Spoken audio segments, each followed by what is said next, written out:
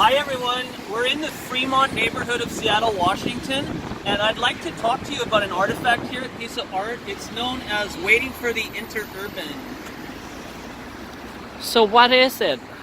Well, it's a series of, you could say 5 statues, 5 adults, one's holding a child here. There's also a dog with, oddly enough, a human head poking out from the underneath the legs you can see there.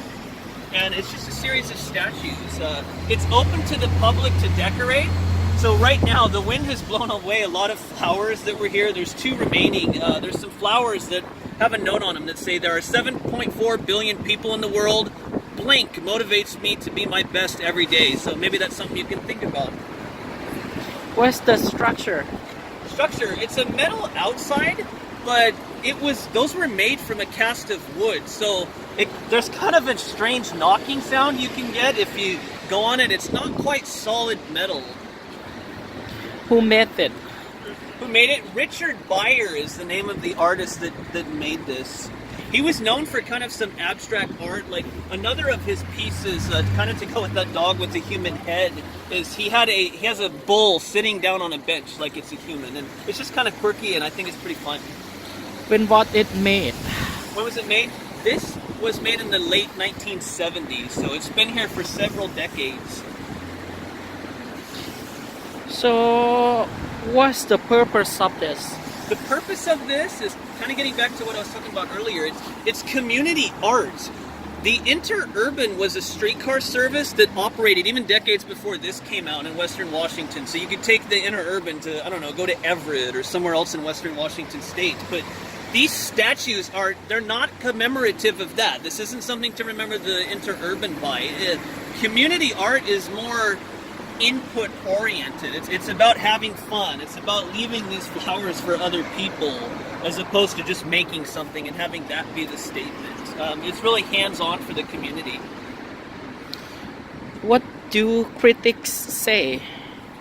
Critics say they kind of have mixed reactions about this. Even going back to when this first came out, Richard Unterman was a UW professor, University of Washington, in landscape architecture, and he said that this was going to be the most popular art piece in Seattle. He loved it, whereas some other critics did not.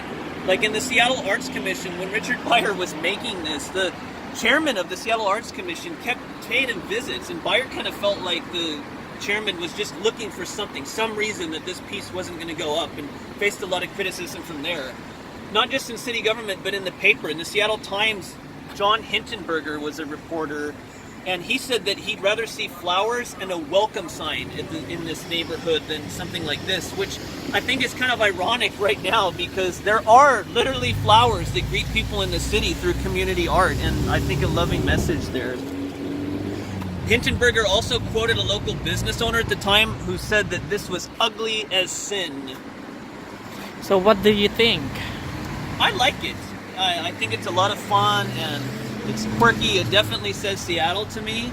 And it was something that when I lived in the Capitol Hill neighborhood and I went to work in Ballard, I would take the bus and I would always pass this by, and it was kind of fun every week or so to kind of have that timer of, ooh, what's waiting for me around the corner? Is today going to be the day that, I don't know, we see these graduation themed or scarves because they're cold? I also think of being a little rebellious, because Beyer faced so much criticism with his art, and yet I kind of view him as a leader in Seattle.